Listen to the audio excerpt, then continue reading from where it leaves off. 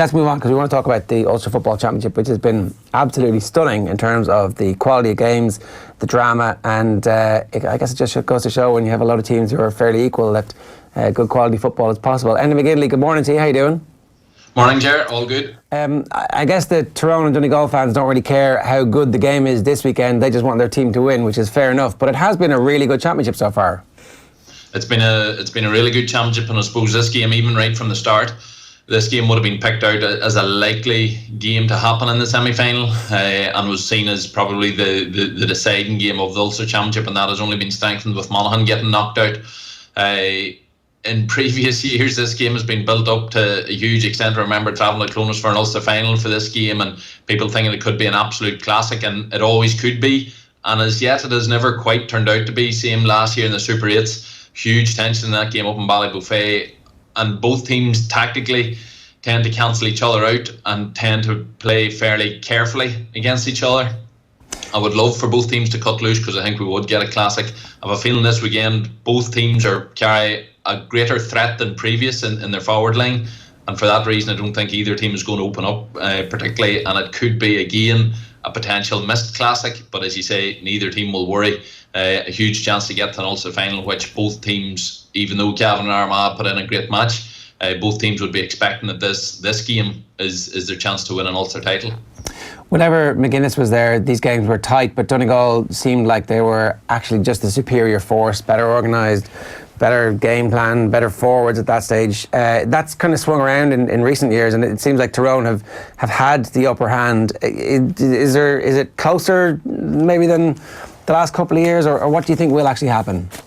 Yeah, it's strange. Like in my mind coming into the game, I think it is closer. Tyrone won last year's game by 7 points. I'm not sure it was a completely fair reflection. Tyrone really pulled away at the end of last year's game. But you're right. Tactically, Donegal did have the upper hand for a number of years, and now Tyrone certainly have had their number this last couple of times. Tyrone obviously have changed tactically this year.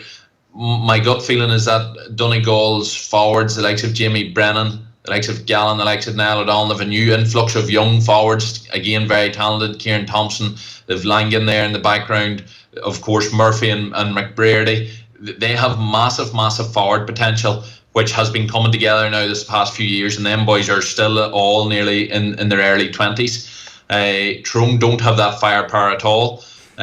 Last year, the two deciding men in the championship in the Super 8 game was Petey Hart and Niall Sludden for me, and both men were quiet the last day, and that is a concern for Tyrone. Yes, Cathal McShane is going much better. The full forward play is much better now from Tyrone, but Donegal are experienced enough to be able to negate that more than it has been negated at any time so far this season. And then you're looking for Tyrone's plan. What was their plan A, their plan B, their running game? But two of their best players of that running game, Sludden and Hart, are a wee bit off colour. Were certainly off colour the last day. So Tyrone have wee things to look to get right, certain players to come back onto form again.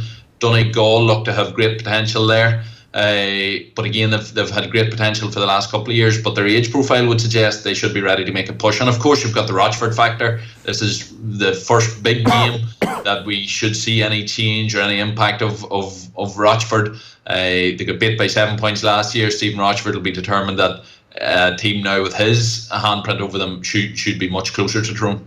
Yeah, like the way Donegal managed to figure out Fermanagh was extremely impressive, Enda, and the way they kind of put him to the sword in the second half, just because they had that figured out, because in the situation that they'd been trained to deal with, they had the smarts to actually get around that blanket defence. Tyrone will obviously approach things in a very different way. How can Donegal actually figure out how to unlock Tyrone? The key to unlocking Tyrone could be in inviting Tyrone onto you a wee bit and looking to expose them Donegal forwards one-on-one against the Tyrone defenders. Tyrone haven't been playing the sweeper system. I personally think in this game, I think we'll see the return of a more permanent, maybe not full-time, but certainly a more permanent sweeper. But if Tyrone haven't been doing that a lot, and Colm Cavan hasn't a huge amount of time under his belt this year, I don't think Tyrone's defensive system will be just as highly functional as it has been in other years. And with that, I think Donegal just need to make sure they're getting the standard fast early ball to their forwards and try to keep space in that Tyrone defence and get at them defenders one-on-one and test them. So for that, I think they'll sit a wee bit deeper, which will suit, because that'll kill the sort of the early ball, or at least make it more competitive, the early ball into the Tyrone forward line. And that's, for me, I think this game for Donegal, I can certainly see it suiting to be more defensive and then look to hit on the break, keeping 2 or 3 of them key forwards up the pitch.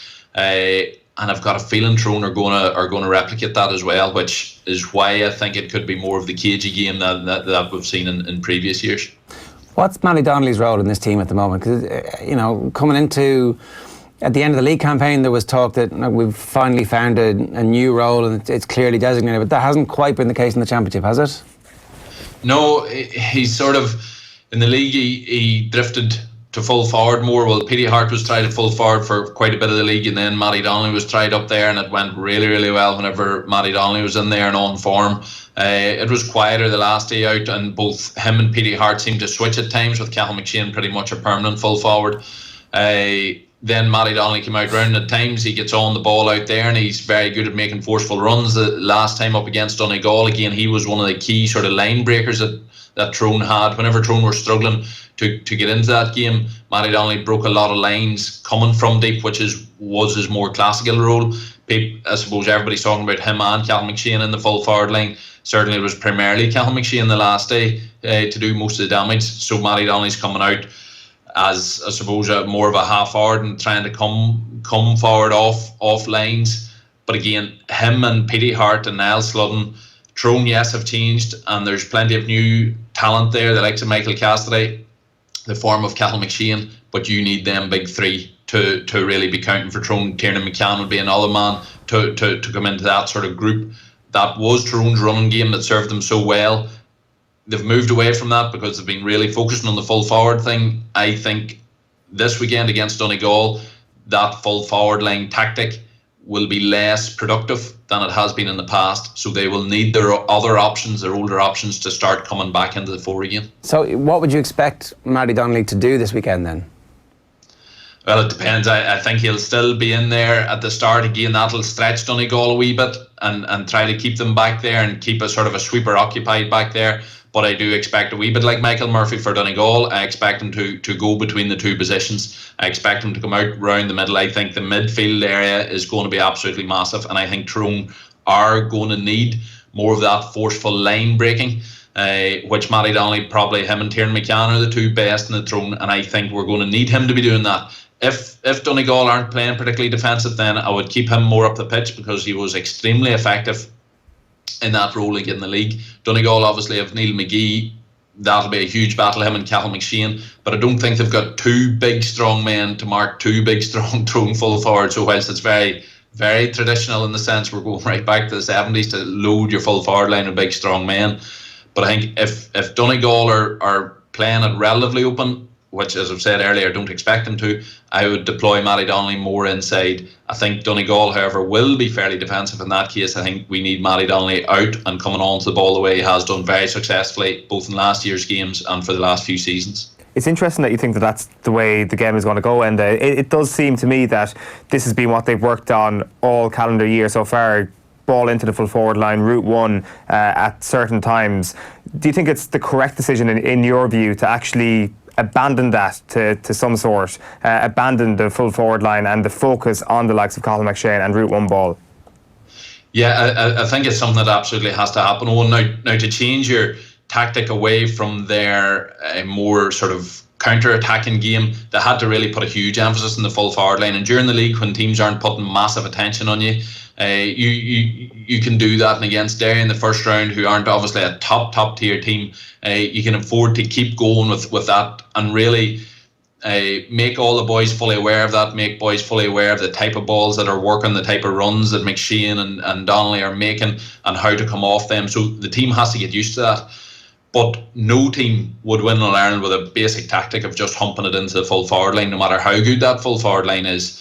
You have to be more nuanced than that. You have to be able to switch. Like Dublin play both the defensive, the counter-attacking, and they'll look the early ball in and the high press as well. So every team, any team that just say goes zonal on a kick-out, rather than mixing and matching, they're going to be exposed eventually because teams will figure them out. So I think Saturday is a big test for Tyrone. They've definitely shown they've got a new style. This is going to be the level of game and level of opponent that they're going to have to be able to mix and match the two. If you can mix and match the two, then you're a very, very effective team because you're much harder to shut down. You stretch a team's length because they have to keep marking your full forward line. That creates more room for the runners effectively. So merging the two is absolutely essential. It's just a natural consequence of playing now against a more top level team where you expect, I certainly expect them to Donegal to shut down more effectively than has been seen so far this season, that full forward line tactic. It will still be usable, and because it's still there, it's still a threat, and you have to keep both them threats. So that's why Saturday, it's a really intriguing game. I'm not sure it'll be the classic that it could be, but it's certainly going to be worth a watching. What kind of offensive threat do you expect Donegal to pose? Because obviously Paddy McBrearty is back and kicking points, and they're actually just a different team when they have the outlet of McBrearty there as somebody who needs to be managed. When he was gone from last year's championship, suddenly the level of expectation and hope we had that the Donegal team was going to be a realistic contender. They got as far as they did, but that was really, it really felt like that was the nail in the coffin ultimately for their long term outside of Ulster. And you're absolutely right, Ger. Going back to last year's game, the biggest impact was the fact that McBrearty wasn't on the pitch. So McBrearty's massive, but Jamie Brennan was a very young and up-and-coming player there. He's got more time under the belt. Division 2 without McBrearty, and them boys only coming back in at the latter stage of the year.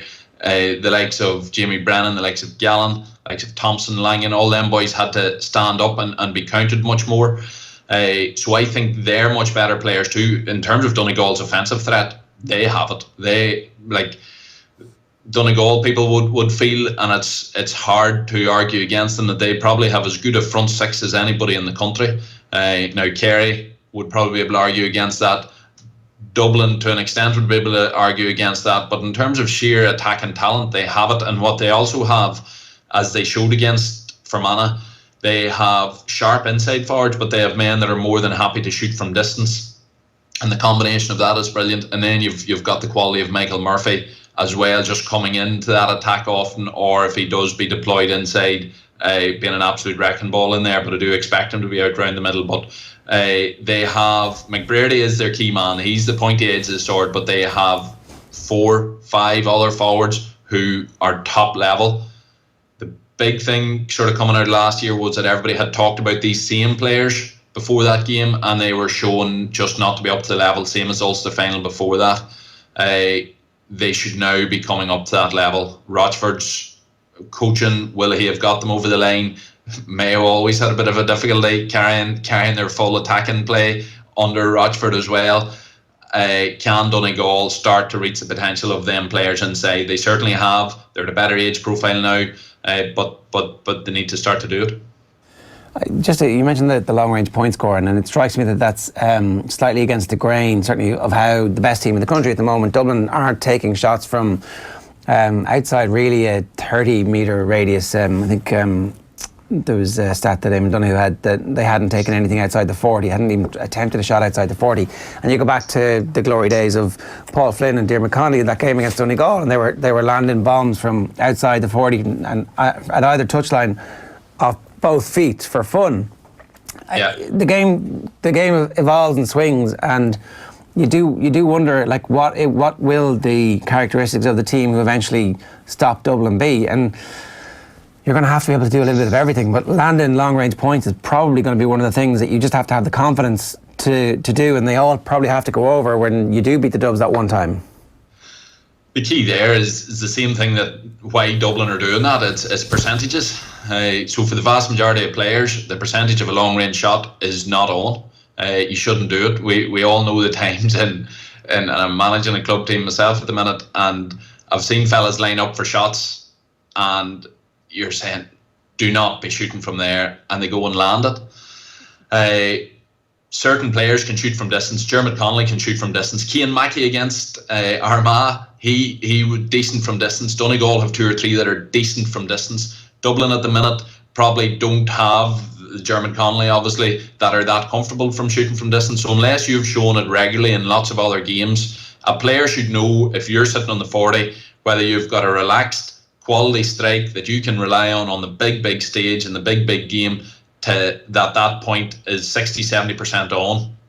If you've got a 60-70% shooting chance and you've got a packed defence ahead of you, then that's the time to do the rugby out half move, where you're pushing forward, you lay it back to the man in space and he puts it over. But you have to have a player that is a 60-70% man from outfield.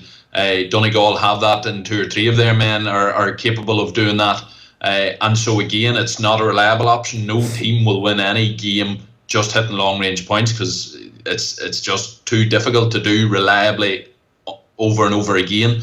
But again, you can't afford, I don't think any top team can, bar because of Dublin's sheer quality in terms of how they move the ball about. But if a team is sitting in defensively, you need to be able to both move that ball about, but at least have some sort of a threat from distance, because then the defence has to come out on you a wee bit, as Fermanagh struggled to do against Donegal and paid the price. We'll see how Dublin get on against Kildare this weekend, but obviously first day out against Louth, they just racked up a cricket score with 14 men, so there's been no sign of their championship form coming anywhere off the heat that it has been for the last number of seasons. Do you see anything in the league that made you think actually everybody's getting a bit closer, or do you disregard this league in some respects for Dublin, given that clearly all they're interested in is 5 in a row? Yeah, it's funny, like the league already feels quite a long time ago, doesn't it? Like it's end of March, we're bang into sort of June now. Dublin obviously completely hammered Louth. This weekend we've got 12 teams out, or 12 games, 24 teams out. It's like a league because a lot of the fixtures are very evenly paired. So this feels much more meaningful. Kildare against Dublin. In the previous years, we've really started to hope for Kildare. The strange thing, I suppose, this year is that hope is much lower than it has been. Actually, Cribben and Daniel Flynn's loss just seems to hurt Kildare. They've been as inconsistent as ever, really, during the league and even the early stages of the championship. So we don't really know where Dublin are going to be truly tested. What they showed against Louth is simply that this team is just, it is awesome. They aren't going to have dropped their guard at all, really. By the looks of things, you'd have to say that give Kildare were the one team we're always hoping to catch them in Leinster. They appear further off the mark. Maybe they can come out of nowhere this year when there's no pressure on them, possibly. You certainly do. It would be one of the shocks. It would be Anthony Joshua size of a shock if Kildare were to do that. Meath and Laois, Meath are exciting in Leinster. You're hoping, the tradition certainly, anybody would hope that Meath are coming back to their big days again. There's signs there. Are they going to really be at Dublin's level? It's hard to see. So Dublin look as if they're going to take Leinster easier than ever, and then they're into the Super 8, when we'll only then start to see what level they're truly at. I've got a feeling they're going to be absolutely fine. I'm not overly concerned about Dublin. Yeah. If you were a player in that Kildare camp, would you be delighted to hear Cian O'Neill coming out saying we're going to beat the Dubs?